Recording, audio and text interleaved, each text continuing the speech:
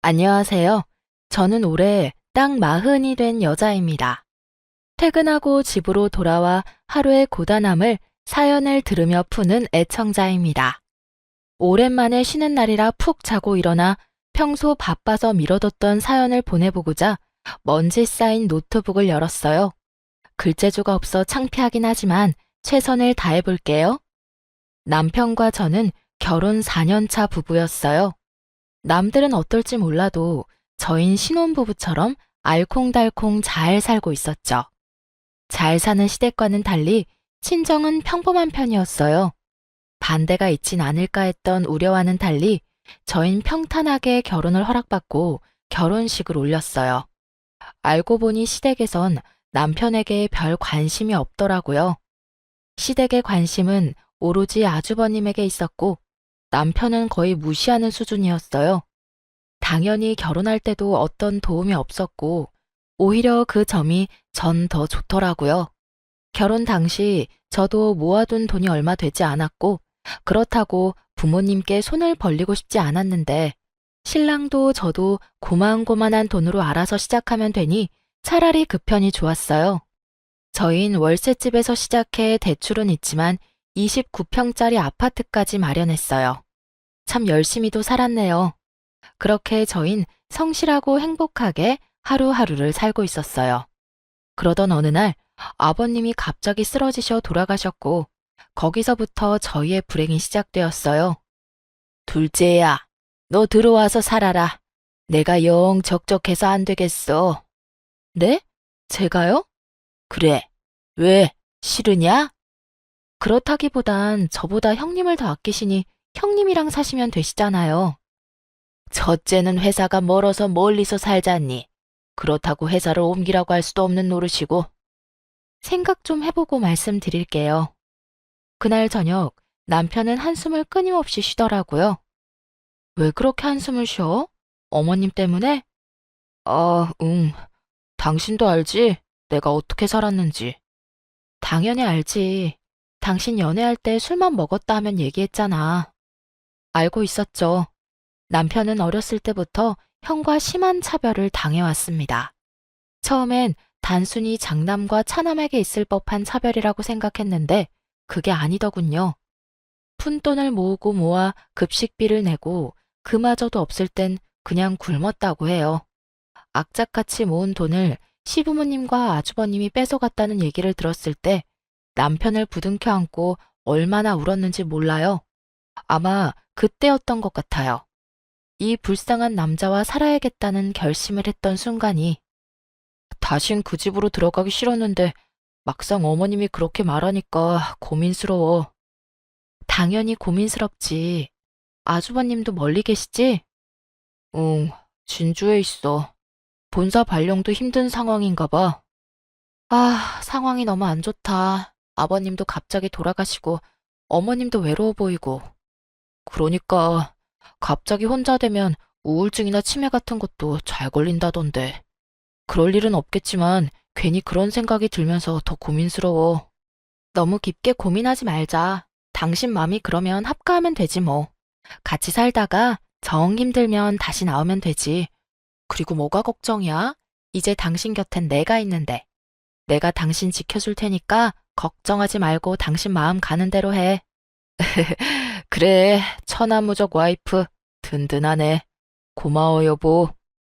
제 말에 남편은 합가하는 쪽으로 마음을 굳히는 듯 했어요.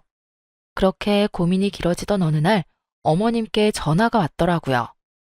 예, 아직도 고민 중이니? 와이프랑 얘기 끝냈어요. 집은 새 주기로 했어요. 그래, 잘 생각했다. 내가 너한테 미안하고 고마워서 내 재산 다 넣어줄 생각이다. 네? 갑자기 그게 무슨... 갑자기라니. 너한테 합가하라고 말할 때부터 생각하던 거였어. 하여튼 그렇게 알고 빨리 들어오거라. 넓은 집에 혼자 있으려니 적적해 죽겠어. 큰 방 비워놨으니 그 방 쓰면 될 거다. 웬만한 짐은 다 들어갈 테니 걱정하지 말고 들어와. 네, 어머니. 빨리 정리해서 들어갈게요. 어머님의 갑작스러운 호의에 남편은 멍하니 있더라고요. 한참을 멍하니 있던 남편은 문득 어린 시절이 떠올랐는지 눈물을 글썽였어요. 울어? 아니, 그냥 내가 너무 나쁘게만 보고 있었나 이런 생각이 들어서. 응? 갑자기 무슨 말이야? 어머니가 재산 다 물려주신다네. 그 말을 다 믿는 건 아니지만 말이라도 그렇게 해주시니 기쁘면서도 슬프고 그래. 하여튼 좀 앞당겨서 들어가자.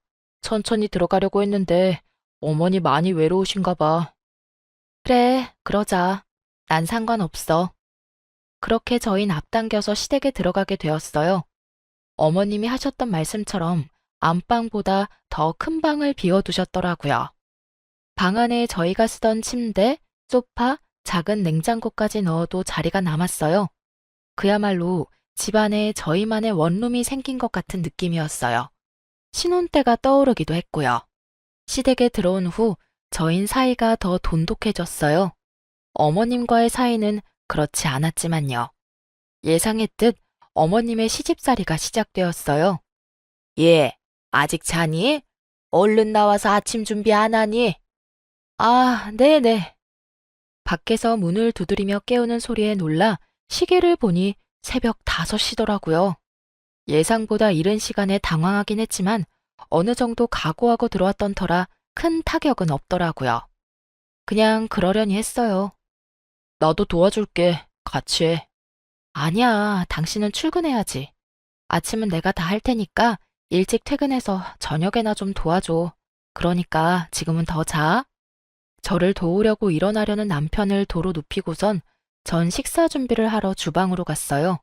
어머님은 식탁에 앉아 계시더라고요. 전 그런 어머님을 뒤로하고 식사 준비를 시작했어요.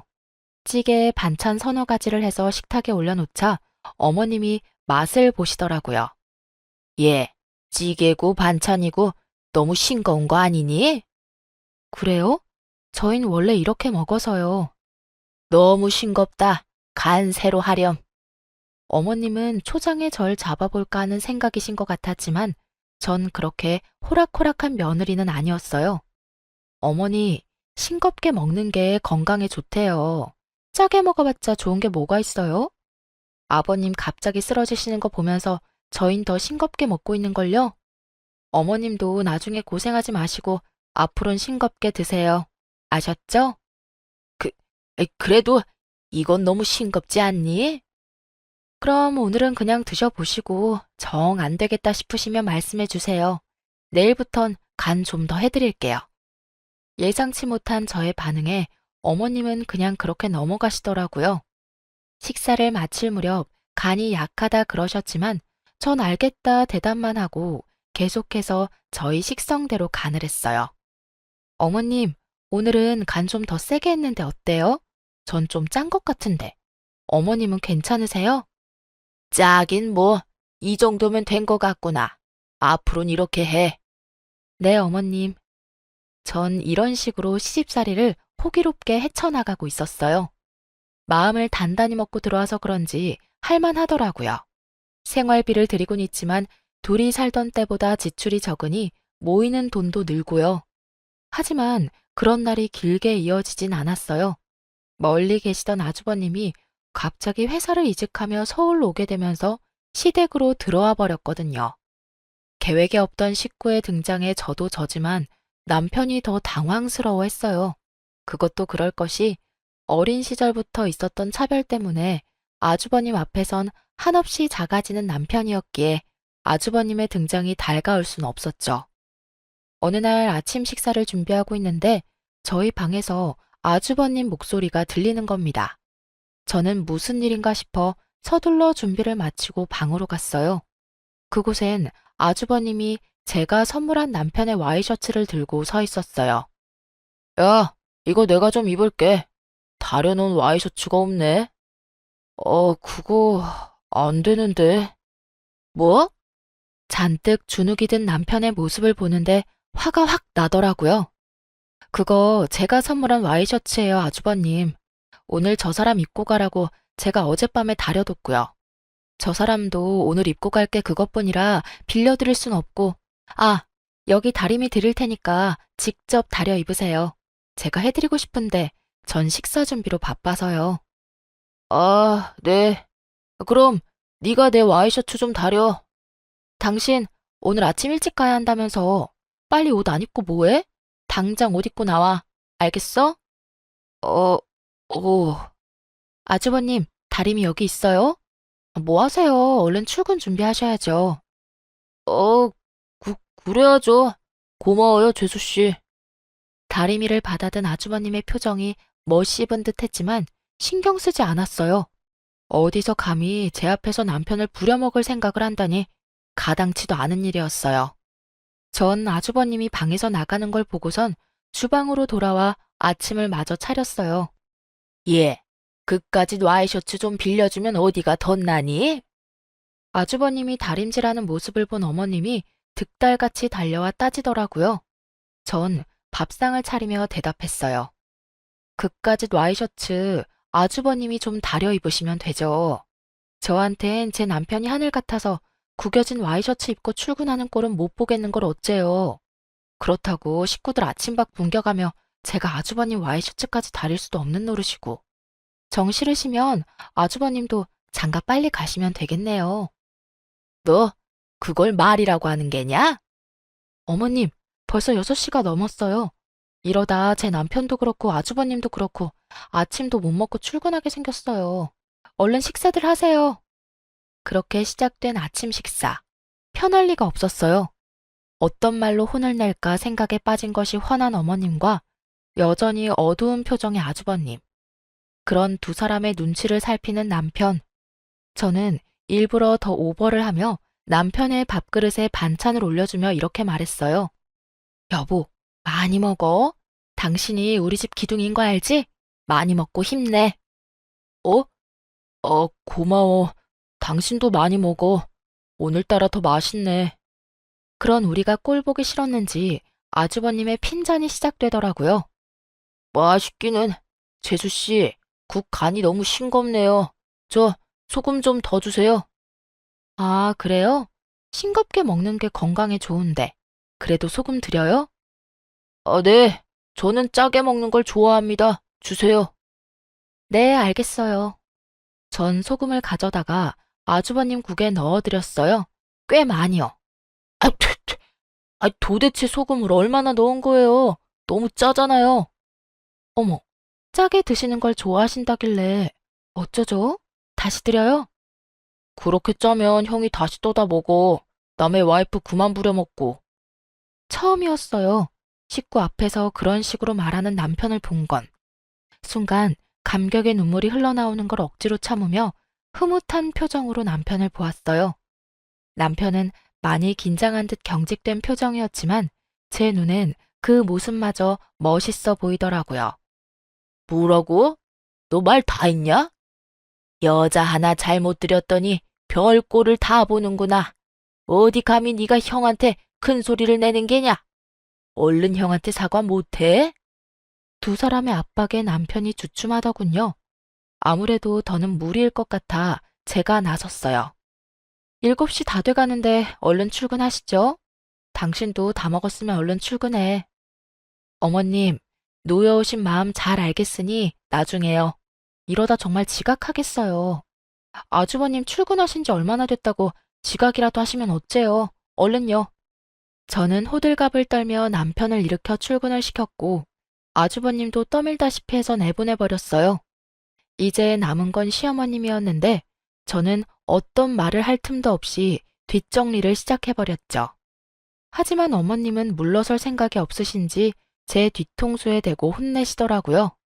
너, 네 남편을 어떻게 구워 삶았길래 제가 저렇게 변한 게야?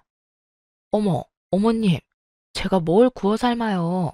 전 그저 다른 부부처럼 아끼고 사랑만 줬을 뿐이에요. 뭐야?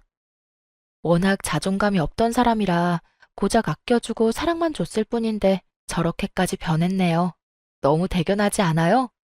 저래서 사회생활은 어떻게 하나 걱정했는데 이제 그런 걱정은 안 해도 되겠어요. 그렇지 않아요, 어머님? 너 지금 나 놀리는 게냐? 아유, 어머님, 그런 말씀 마세요. 전 저 사람이 남자다워졌다는 말씀을 드리는 건데 혹시 어머님은 어머님 아들이 당당하게 제 할 말 다 하는 모습이 싫으신 건가요? 그럴 리가 있냐? 난 그저 한참 어린 아우가 하늘 같은 형님한테 큰 소리 치는 게 버릇이 없다. 이 뜻이야. 에이, 어머님. 아주버님이랑 그이 4살 차이밖에 안 나요. 그리고 아까 일은 아주버님이 너무 하셨죠. 제가 아주버님께서 부리는 사람도 아니고 이래라 저래라 하시는 건 아니지 않을까요? 사실 아주버님이랑 제 촌수가 가깝다면 가깝지만 그렇다고 함부로 막대할 그럴 사이는 아니잖아요. 그렇지 않아요? 뭐? 그럼 첫째가 네 눈치라도 살펴야 한다 이 말인 게냐? 첫째는 귀한 장남이라 우리가 키울 때도 귀히 여기며 키웠다.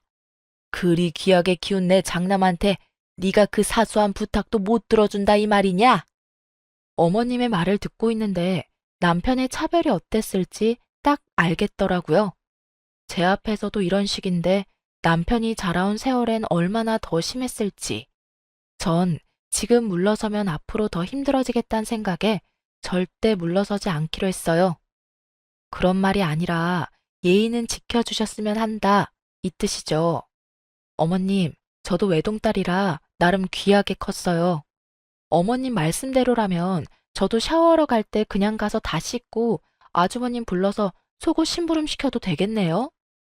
저한텐 그게 아주 사소한 부탁이고 친정에서도 그랬거든요. 매, 매, 매야? 순간 어머님의 표정이 장희빈의 표독스러움과 같아 살짝 겁이 났지만 마음을 가다듬고 하고 싶은 말을 마저 했어요. 이것 보세요. 어머님도 말문이 막히시죠? 저도 사실 아침에 그랬어요. 저도 이런데 그이는 오죽했겠어요? 자기 와이프를 식모 대하듯이 하는데 거기서 가만히 있으면 그게 남자게요? 그냥 바보, 멍청이 아닐까요? 그리고 말이 나왔으니까 드리는 말씀인데 저희는 어머님 모시려고 들어왔지 아주버님 모시려고 들어온 것도 아니고요. 어머님이 그러셨잖아요. 합가해서 어머님 잘 모시면 재산 다 주신다고. 그 조건에 아주버님이 없었잖아요. 아, 그렇다고 제가 아주버님을 무시한다거나 그런 뜻은 아니니까 오해는 마세요. 아주버님이 잘 대해주시면 저 역시 아주버님께 잘해드릴 거예요. 초지일관 미소를 잃지 않고 또박또박 할 말을 하는 저를 보며 어머님은 안 되겠다 싶으신지 말을 돌리시더라고요. 에에, 점심상 좀 거하게 차리거라. 친구들 온다고 했는데 깜빡했구나. 한 5명쯤 온다고 했으니 그리 알고 준비해. 이렇게 갑자기요? 장 본 것도 없는데. 그래서 내가 지금 말하지 않았느냐. 지금부터 준비하면 충분하겠네. 네 말대로 잘 모신다고 하지 않았니? 어디 내 재산 받아갈 자격이 있는지 어디 한번 보자꾸나. 오늘은 왜 안 하시나 했던 재산 타령이 나오고 전 그저 고개를 끄덕였습니다. 이쯤 되니 궁금해지더라고요. 제가 어머님을 모시고 산 것이 1년이 넘었는데 무슨 선거 공약하듯 입만 떼면 주신다는 그 재산 대체 얼만큼이나 주시려고 저러시나 하고요. 처음에 아무 욕심 없던 사람도 저렇게까지 하면 욕심이 나는 것이 당연한 거 아니겠어요? 전 음식 준비를 시작했어요. 갈비찜과 해물탕이 메인이었는데 하기엔 손도 많이 가고 시간이 오래 걸려서 유명한 맛집에서 포장해 제가 한 척 옮기고 나머지 몇 가지만 제가 해서 상을 차렸어요. 차린 건 없지만 많이 드세요. 예, 너 며느리 하나 잘 얻었다. 요즘 저런 며느리가 어디 있니? 음식 정갈하게 담은 거 좀 봐라. 솜씨도 좋네. 특히 이 갈비찜은 살살 녹네 녹아. 하여튼 이 집 둘째 아들 장가 하나는 잘 갔다니까. 요리 잘해 혼자 되신 시어머님 잘 모셔. 아주 배가 다 아플 지경이다. 저를 골탕 먹이려고 부른 친구들인데 본인 뜻대로 돌아가지 않으니 어머님 표정은 좋지 않았어요. 얘가 그냥 들어왔겠니? 내가 나 모시면 재산 다 준다는 말에 혹해서 이러고 있지. 그렇지 않았으면 합가는커녕 얼굴이나 보고 살 수 있었겠어? 네, 어머님 그런 말씀 마세요. 합가하려는 찰나에 어머님이 재산 주신다고 하셨었어요. 제가 말을 끼어드니 어머님이 저를 쏘아보시더라고요. 그런 어머님을 보며 친구분들이 제 편을 들며 거들어 주셨어요. 예, 우리 며느리는 지금 당장 내 재산 다 준다고 했는데도 합가는커녕 일주일에 한 번 보는 것도 싫다고 하더라. 맞아. 요즘 애들 다 그래. 우리 때 생각하면 큰일 난다고. 우리 때나 시부모 모시면서 찍소리도 못하고 살았지. 요즘에 그랬다간 다 늙어서 낡아 빠진 요양원 신세나 져야 한다고. 실버타운은 아니더라도 최신식 요양원에라도 가려면 며느리한테 잘해. 요양원은 무슨 우리 장남이 가만히 있겠어? 너희도 알지? 우리 장남이 둘째 가라면 서러운 효자인 거. 요즘도 얼마나 나한테 잘하는지. 또 시작된 어머님의 장남 자랑에 친구분들은 눈을 피하며 식사에 열중하시더라고요. 저도 저지만 친구분들도 얼마나 들으셨는지 지겨운 눈치셨어요.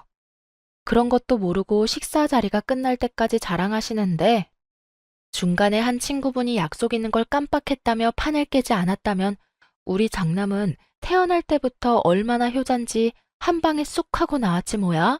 하는 레퍼토리까지 나올 태세였어요. 그렇게 어머님이 준비하신 저를 골탕 먹이기 작전은 실패로 끝이 났어요. 그러던 어느 날 외출했던 제가 볼 일이 빨리 끝나 예상보다 집에 일찍 도착한 날이었어요. 집으로 들어서니 출근하셨던 아주버님과 어머님이 대화를 나누고 계시더라고요. 어? 오늘 일찍 퇴근하셨네? 전 그렇게만 생각하고 중문을 열려는 찰나 예상치 못한 대화에 멈춰섰어요. 어머니, 감사해요. 감사는 무슨 당연한 거 아니니? 장남인 네가 장가를 간다는데 그깟 건물이 중요해? 내가 못해줄 것이 뭐가 있느냐? 제가 잘할게요, 어머니. 진짜예요. 형편 나아지는 대로 어머님도 모시고요. 그런데 둘째 이 사실 알면 가만 안 있을 텐데. 사실 둘째보단 재수 씨가 더 걱정이에요. 재산 주신다고 한 약속 철석같이 믿고 있을 텐데. 그깟 약속이 뭐가 중요하니? 공증을 받은 것도 아니고 하다못해 각서 한 장 없는 말뿐인 약속. 그리고 걔 하는 꼴 좀 봐라. 지금 같아선 합가할 때 줬던 필요도 없는 작은 땅도 다시 뺏고 싶은 심정이야. 그 농사도 못 짓는 땅이요? 그래, 그 땅. 다시 안 뺏는 것만 해도 감사한 줄 알아야지. 혹시나 이 사실 알면 당장 나가 산다고 난릴 텐데.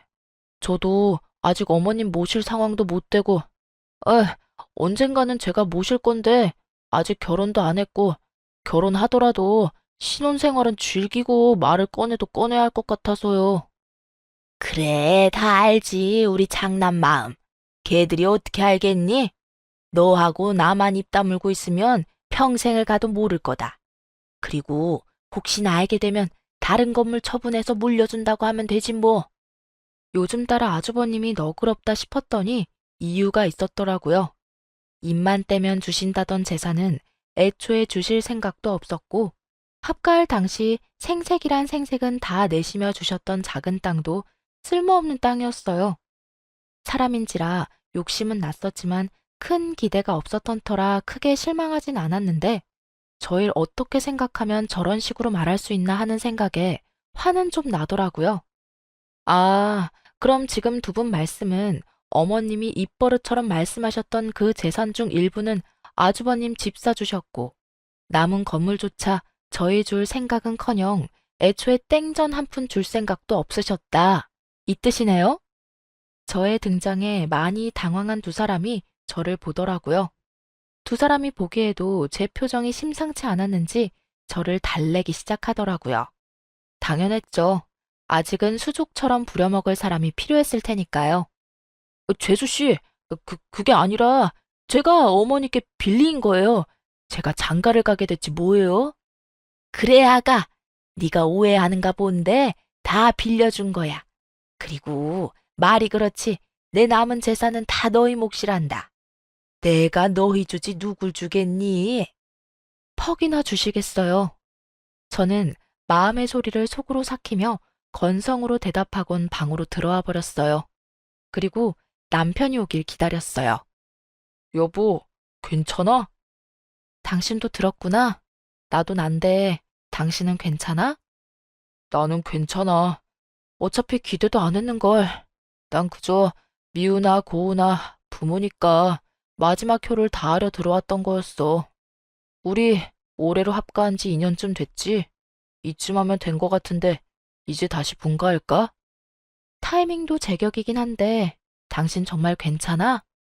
난 정말 괜찮다니까. 그럼 5개월 뒤에 나가자. 그때 세준거 계약 만기야. 어때? 그래, 그러자. 일단 그때까지 어머님한텐 비밀로 하자. 그래. 저흰 남은 5개월을 좋게 잘 지내고 나가기로 했습니다. 그렇게 남은 시간을 보내고 있었어요. 아주버님은 결혼을 하셨고요. 저의 형님이 되신 분은 저보다 나이가 어렸고 그 어린 나이만큼 뇌도 어린 것인지 개념 따윈 없는 사람이었습니다. 잔머리는 얼마나 좋은지 집안 행사가 있는 날이면 이리저리 잘도 피해가더라고요. 분가할 날이 얼마 남지 않은 저는 그저 묵묵히 제 일을 하며 지내고 있었어요. 좋은 날이 얼마 남지 않았는데 괜히 큰 소리 내고 싶지 않았어요. 여전히 어머님의 주지도 않을 재산 타령은 계속되고 있었고요. 저희에게 한 푼도 주지 않아도 되니 살아생전엔 제발 아주버님만 주지 말라고 그렇게 생각했어요. 아주버님은 물론이고 형님도 저희가 봤을 땐 어머님을 모실 사람으론 보이지 않았으니까요. 그나마 어머님도 재산이라도 지고 계셔야 남은 여생 편히 사실 거라 그렇게 생각했어요. 저흰 모진 냉대에도 2년 넘게 모시고 산 것으로 저희가 할 도리는 다 했다고 그리 생각했으니 다신 모시고 살 생각이 없었거든요. 그러던 어느 날 저희의 분가가 생각보다 더 빨리 이루어지게 되었어요. 한바탕 소란과 함께요. 그날은 어머님의 생신이었어요. 칠수는 작년에 성대하게 하셨고 올해는 그저 가족끼리 밥만 먹기로 했었어요. 그런데 이때껏 제사 한번 챙긴 적 없던 형님이 아침부터 시댁으로 와 호들갑을 떨기 시작하더라고요. 이게 뭐예요, 동서. 오늘 어머님 생신인 거 잊었어요? 1년에 하루밖에 없는 생신인데 신경 좀 쓰지 그랬어요? 특등급 소고기 미역국에 전복에 잡채. 그것 말고도 먹을 게 이렇게나 많은데 이 정도면 됐죠. 뭐 얼마나 더 신경을 써야 했을까요? 그리고 형님, 어제 제가 음식 준비 좀 같이 하자 했을 땐 바쁘시다 하더니 제가 어젯밤부터 해서 오늘 새벽까지 음식 다 해놓고 나니까 떡하니 와서 이러는 거. 본인이 생각해도 좀 얄미운 짓이라 생각 안 해요? 진짜 바빠서 그랬죠. 그러지 말고 우리 출장 뷔페 불러요. 비용은 내가 낼 테니까. 네? 그럼 이 음식들은 다 어쩌고요? 어쩌긴 내일 먹으면 되죠. 아, 나 갈 때 좀 싸주면 되겠다. 그럼 됐죠? 그러면 뷔페 부를게요. 형님, 형님! 저의 부름이 들리지도 않는지 형님은 재빠르게 출장 뷔페를 부르고선 어머님께 명품 가방을 안겨드리고 있더라고요.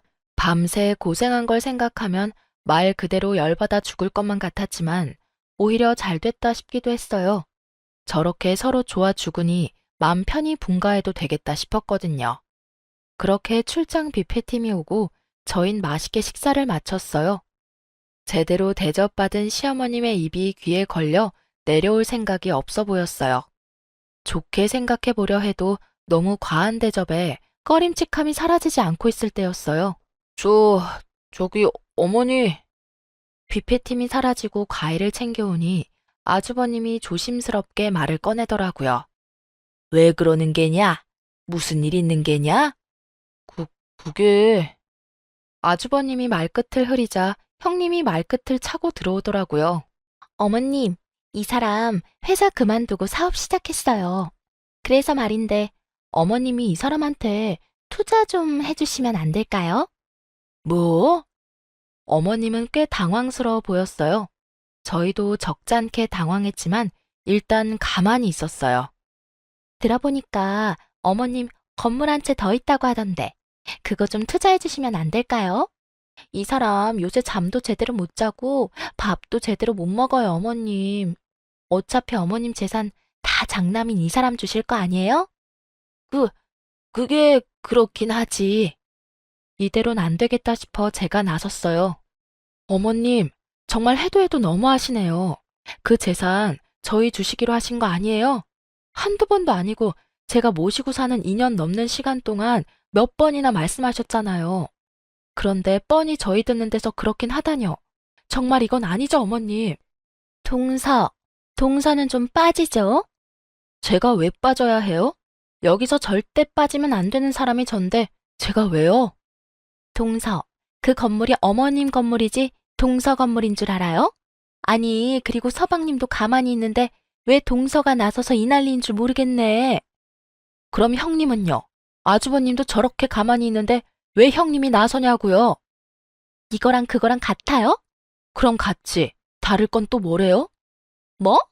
야, 너 아까부터 어디서 꼬박꼬박 말대답이야. 내가 엄연히 손 윗사람인 건 몰라? 내가 그렇다고 하면 그런 줄 알고 고분고분하게 대답이나 할 것이지 어디서 버릇없게? 뭐? 야, 버릇? 너 말 다 했니? 뭐? 너? 그래, 너. 말 놓길래 서로 말 까자는 뜻인 줄 알았는데. 왜? 이게? 눈이 제대로 돌아버린 형님은 제 머리채를 낚아채더라고요. 저도 물론 형님의 머리채를 인정사정 없이 잡았어요.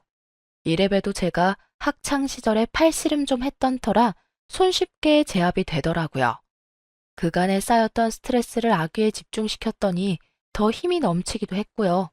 하여튼 형님이 밀린다 싶으니 시어머님이 말리시더라고요. 뭐 하는 짓들이냐? 그만두지 못해? 어머니, 저 머리카락 다 뽑히는 줄 알았어요. 저에게 뽑힌 머리카락을 어머님께 내밀며 오는 형님을 보던 어머니는 저에게 다가와 불같이 화를 내셨어요. 너 이게 무슨 짓이냐? 아무리 첫째가 나이가 어려도 너한텐 형님이야. 그런데 네가 반말하는 것도 모자라 머리채까지 잡아? 어머님, 반말도 형님이 먼저 했고 머리채도 형님이 먼저 잡았어요. 제가 무슨 바보도 아니고 다 참고만 있었어야 했어요? 그럼 참아야지. 그러게 애초에 형님이 말씀하시는데 누가 대들래? 맞을 짓 했으니까 맞는 게야. 알겠어? 어머님, 왜 저보고만 그러세요? 그 순간 어머님이 제 뺨을 때리시더라고요. 전 충격이 커 아무 말도 못하고 있었어요. 너 같은 걸 보고 매를 번다고 하는 게다. 오냐 오냐 해주니 어른 무서운 줄 모르고 어디서 눈을 똑바로 뜨는 게야? 뺨을 부여잡은 저를 향해 어머님의 호통이 이어지던 그때였어요. 어머니! 화가 머리끝까지 난 남편이 어머님을 향해 고함을 질렀어요. 그런 남편의 모습에 저를 포함한 세 사람이 남편을 쳐다봤어요. 제발 좀 그만하세요. 저한테 하신 거로는 부족하세요? 뭐라고? 저한테 하신 거로는 부족하시냐고요. 지금 하시는 행동 전부 저 어릴 때 저한테 하시던 행동이잖아요. 제가 맞는 말 하면 맞는 말 한다고 뺨 때리시고 제가 아무 말 하지 않으면 답답하다고 뺨 때리시고 저 형이 어머니 지갑에서 돈 훔쳐갈 때도 제가 혼났고 형이 어머니가 제일 아끼던 비싼 도자기 깼을 때도 제가 혼났어요.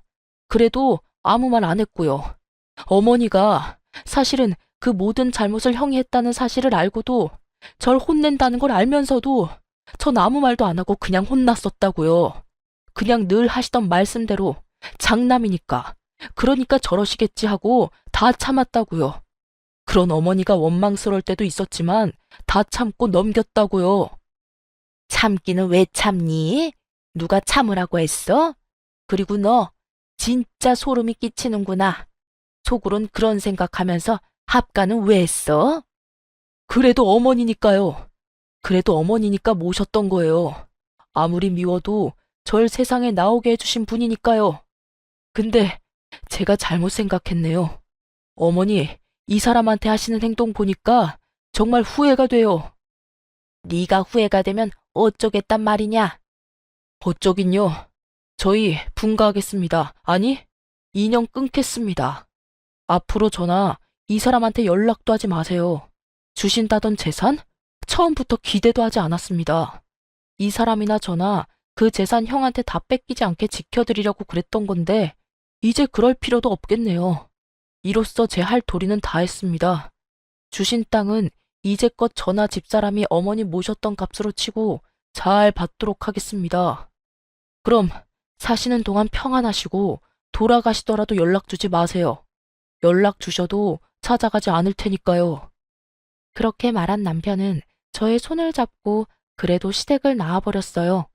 짐은 다음날 이삿짐 센터를 통해 옮겨 컨테이너에 맡겨두었고 집은 팔기로 했답니다. 시댁에서 모르는 곳으로 이사하기로 했거든요. 집을 구하기 전까지 저흰 친정에서 잘 지냈어요. 남편도 시댁보다 더 편해 보였고요. 저희 부모님께서 남편을 많이 아껴주셨거든요. 너 저런 남편 없다. 잘하고 살아. 친정엄마 늘 입버릇처럼 하던 말씀이세요. 얼마나 아끼는지 다들 아시겠죠?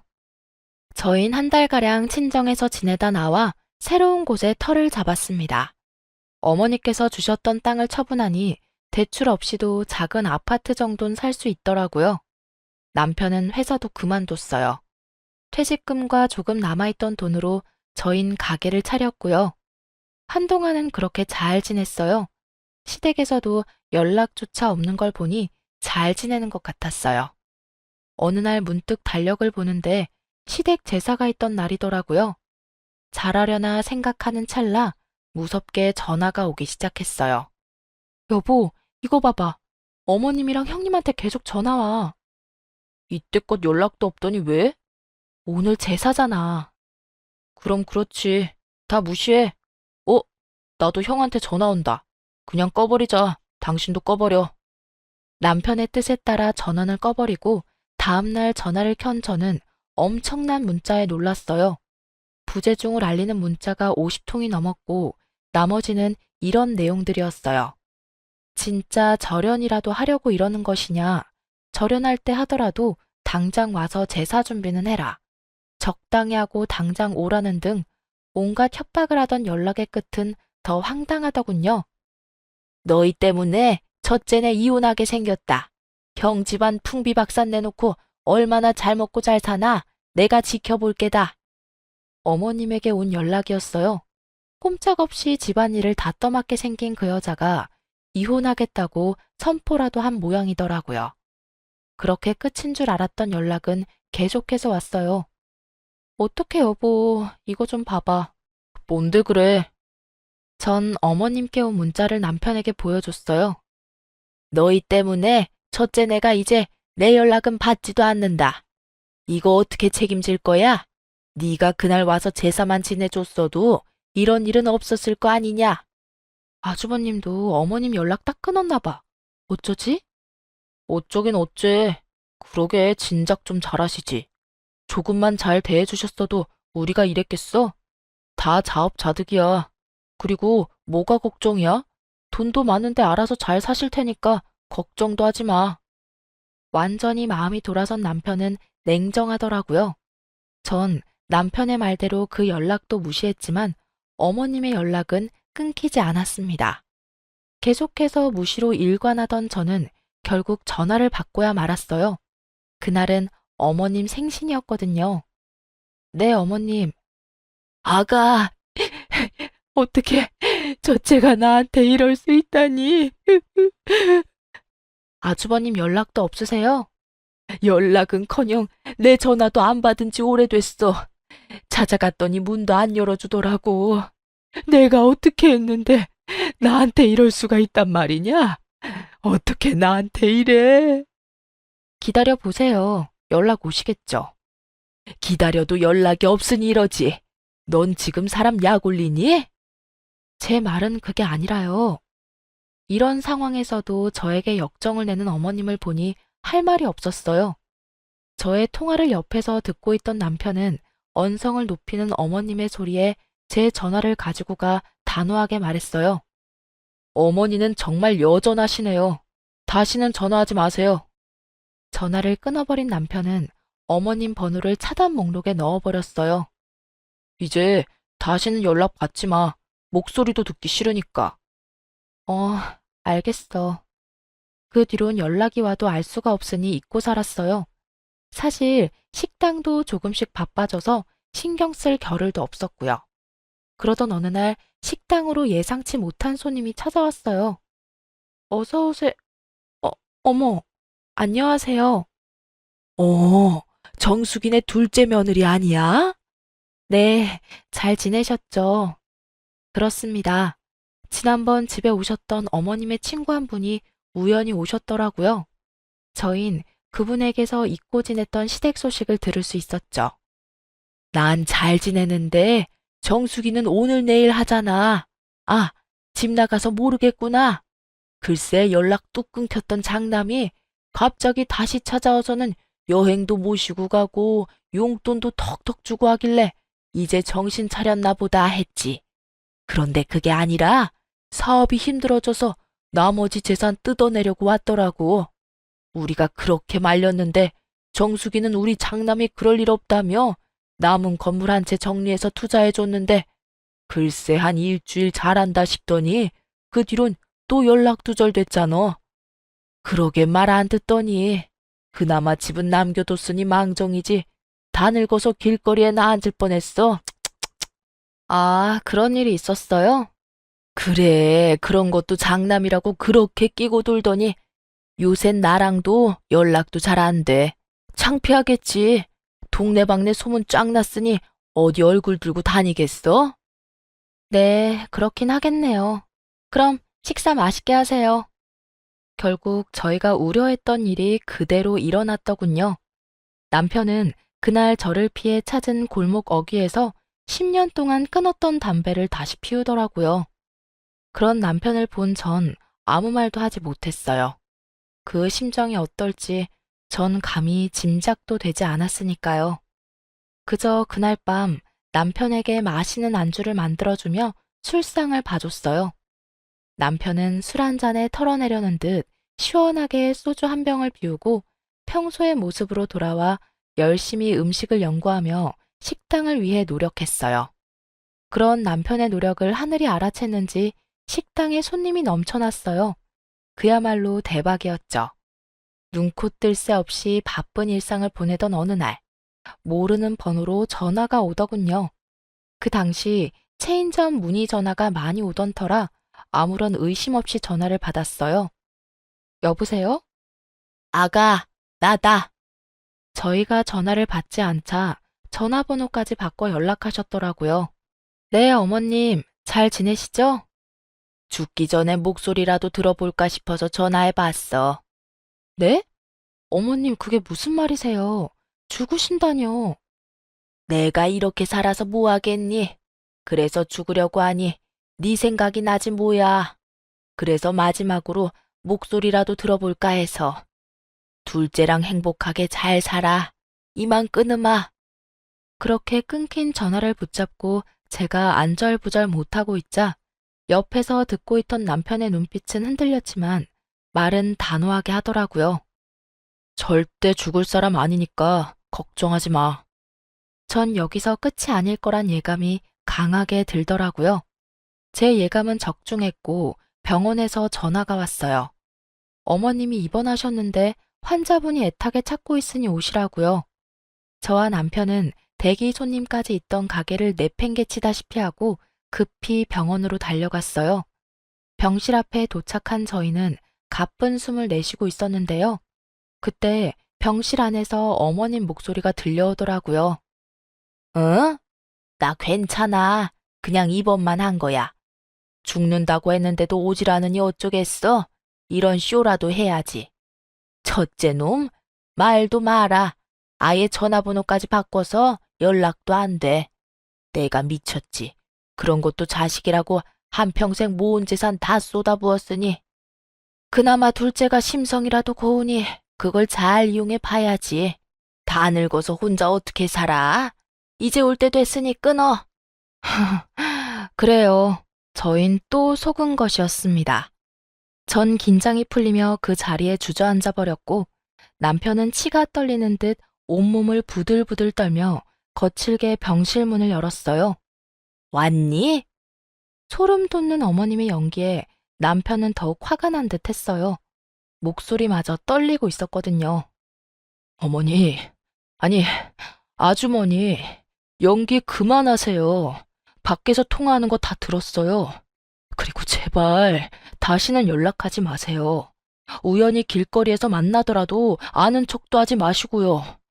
당신이란 사람 정말 이제 치 떨립니다. 할 말을 마친 남편은 주저앉은 저를 부축해서 병원을 나와버렸습니다. 가게로 돌아가는 차 안에서 엄청 울더라고요. 그렇게 서글프게 우는 남편은 처음이었어요. 그런 남편을 안고 저도 얼마나 울었는지 몰라요. 가게로 돌아온 저희는 아수라장이 된 상황을 빠르게 정리하고 일찍 문을 닫았습니다. 그렇게 고단했던 하루가 지나고 저흰 약속이라도 한 듯 어머님의 어짜도 꺼내지 않고 살았습니다. 몇 달이나 지났을까요? 머릿속에서 시댁의 존재가 사라질 때쯤 어떻게 알았는지 식당으로 아주버님과 형님이 찾아왔더라고요. 아주 형편없는 꼴을 하고요. 보아하니 돈이란 돈은 다 끌어다 시작한 사업이 망한 눈치였어요. 무슨 일이야? 여기 어떻게 알고 왔어? 무슨 일이라니? 형이 동생 보고 싶어서 왔지. 네, 형이 서방님 얼마나 보고 싶어 했다고요. 동서, 잘 지냈어? 친한 척 말을 걸어오는 형님을 보니 구역질이 나올 것 같아 저는 아예 몸을 돌려 앉아 있었어요. 형이 언제부터 내 생각을 그렇게 했다고. 형이라면 죽고 못 사는 어머니한테나 가보지 그래. 야, 말도 마라. 어떻게 어머니가 나한테 이럴 수 있냐? 집에 찾아갔더니 경찰 불러서 쫓아내시더라. 나 원참 황당해서. 내가 그까지 돈 좀 날려먹었다고 어떻게 장순을 경찰에 신고하냐?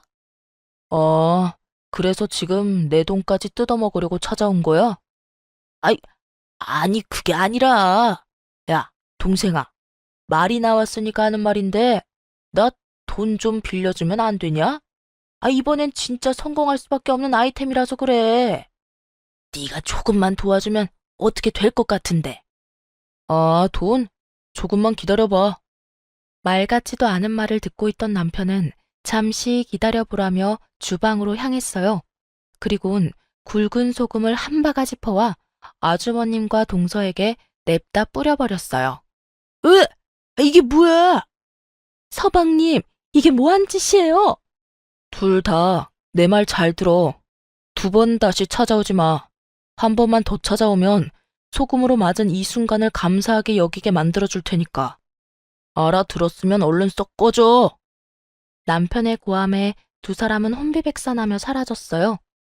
언제쯤 끝이 나려나 했던 시댁과의 인연도 이렇게 끝이 났습니다. 그래서 저희는 어떻게 살고 있냐고요? 저희는 시댁에서 나오며 하는 일마다 잘 풀려 아주 잘 살고 있어요. 10평도 되지 않는 공간에서 시작했던 식당은 이제 50평 정도 되고요. 체인점 문의도 끊임없이 들어와서 고민하고 있어요. 쉬는 주말에는 봉사활동도 다니고요. 언제인지 자세히는 모르겠는데 제가 이렇게 물어본 적이 있어요. 여보, 사실 절연이란 게 쉽게 할 수 있는 결정은 아니잖아. 결정은 했다고 하더라도 그렇게 강단 있게 밀어붙이는 것도 쉽지 않고. 혹시 후회한 적은 없었어? 제 물음에 남편은 이렇게 말하더라고요. 후회? 후회는 무슨? 지금이 100배, 1000배 행복해. 나한테 이제 가족은 장인어른, 장모님, 그리고 당신뿐이야. 가끔 부모님과 연 끊고 산다는 사람들을 보며 왜 그러고 살지? 하고 혀를 찬 시절도 있었어요. 그런데 제가 당해보니 그런 결정을 할 때는 다 이유가 있더라고요. 만약 그때 남편이 강단 있는 결정을 내리지 않았다면 저흰 아주 불행한 삶을 살고 있었겠죠. 쓰다 보니 말이 길어졌는데 많이 지루하진 않으셨는지 걱정이네요. 애청자 여러분, 저는 이만 물러가 볼게요. 긴 제 사연 들어주셔서 감사합니다.